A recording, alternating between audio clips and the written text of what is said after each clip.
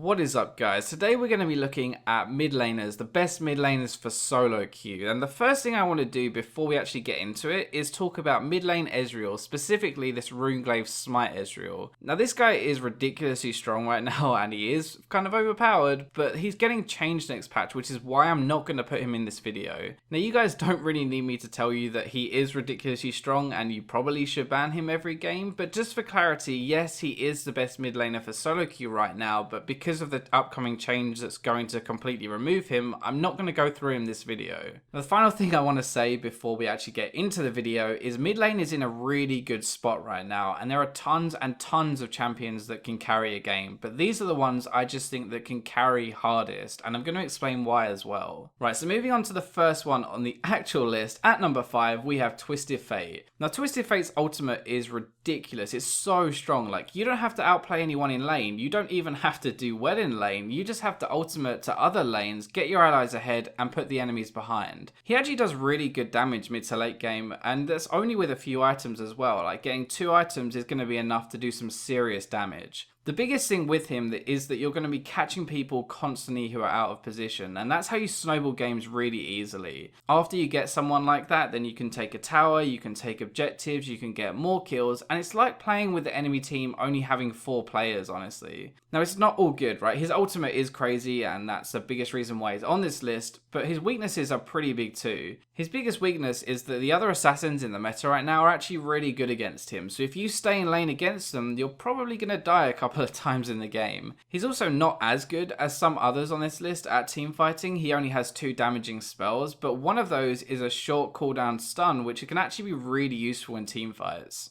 So moving on to the next guy on this list, we have the golden chicken himself, Azir. Now Azir is one of these champions who is actually very, very hard to play. And to give you an example of this, if you have less than 5 games with him, your win rate is likely to be around 45%. But if you have more than 50 games, it jumps up to 55%, which is really high. He has a really good lane phase, and he's very hard to kill with his ultimate if you try and gank him. He can zone people from objectives, which makes taking dragon pretty easy. And he has ridiculous damage late game, and that is the biggest thing. He scales so well with items and he has so much damage, probably higher damage than anyone else on this whole list. Now I can't really mention his pros without mentioning the Shurima Shuffle, right? That is one of the coolest looking plays in the game, and actually to pull that off, all you have to do is use your E and then your Q after, then your ultimate to get people back into your team, and it just looks so cool. So when we're looking at cons, I've already kind of mentioned it, he's very, very hard to play, probably one of the hardest champions in the game to actually get to grips with and to master as well. The other thing is that if you ever manage to lock him down before he can ultimate, then you can actually do some serious damage and kill him very quickly. It's also another thing where he actually needs time to ramp up and time to do damage. Like, he's not really a burst champion, he's a sustained damage champion. Right, so coming in our 3rd place, our bronze medal is going to be VIKTOR. Oh, that reminds me actually, I got a joke for you guys. If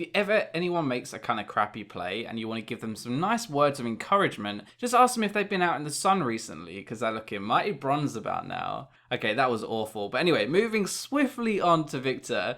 He has great damage throughout the entire game. He has amazing wave clear, he has huge burst, huge poke, and he can zone people and stun people with his W. He is a really powerful mage right now just because of how long range that E actually is. The thing that catches people by surprise a lot of the time is he has a radius, right, with his E, but if you aim it at the tip of that radius and then extend it outwards, it actually has an incredibly large range, and you should use that to poke people all the time. So that is his poke, right, and that is kind of what he's famous for, I guess, getting chunked by that E so much. But if you ever face check a VIKTOR, he's going to Q you, he's going to E you, he's going to ultimate you, and you're probably going to be dead, honestly. Now I love VIKTOR, but there are some serious problems with playing him, and the biggest one is that he has no mobility, and so you can get camped pretty easily, and you can also get caught out of position quite easily. Another thing is that if you ever want to use more than just your E, you actually have to get pretty close to people because your Q and your R are pretty short range. You know, I mentioned before, like if people face check you, you're just going to blow them up, right? Well, people don't often face check you, so getting close enough to actually use your whole rotation is not that easy in a fight. Saying all that though, his amazing damage and his amazing poke and wave clear is what puts him number 3 on this list. So moving on to number 2 and number 1. Now these guys might actually take you a little bit by surprise because they're not really played in the LCS, but they are incredible for solo queue, and that is reflected in how much impact they have and their win rates as well.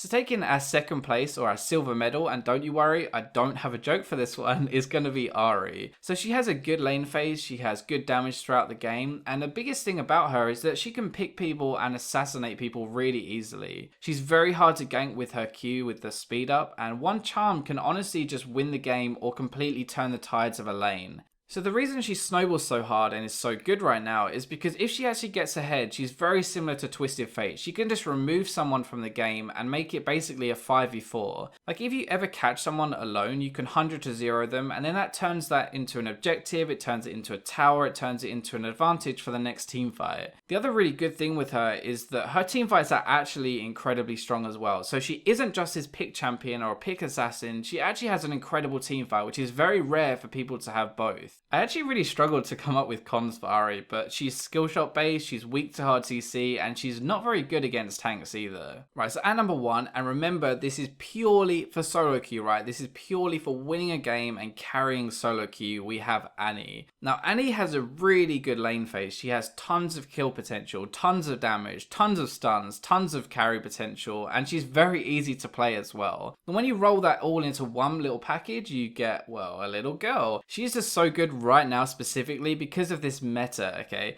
Like we've kind of gone away from the tanks that she struggled to deal with, and we've moved more into these carry orientated people who don't have so much magic resist and don't have so much health. It's actually one of her cons that she relies on burst to kill people, because after her initial burst she doesn't really have much follow up. Now in this specific meta right now where people aren't as tanky, that burst is enough to kill people or take them really low and turn a team fight. Now apart from her damage, she is very good at roaming, getting to another lane and having a big impact, and she can turn losing games around just with one flash good ultimate. Now I've said before she relies on her burst to kill people, right? And if she doesn't burst people then she's kind of screwed, but the other problems are that she relies heavily on flash to have an impact in a fight, and she's very squishy if she's cool. Now as I said at the start, there are tons of viable champions, right? But there are 2 others I think deserve an honorable mention, and these are going to be Diana and going to be Lux. Now Diana is just this huge burst assassin, like she can one-shot people with one item. It is ridiculous how much damage she does, and that is really why she's on this list, because she's great 1v1 and she will just ruin people.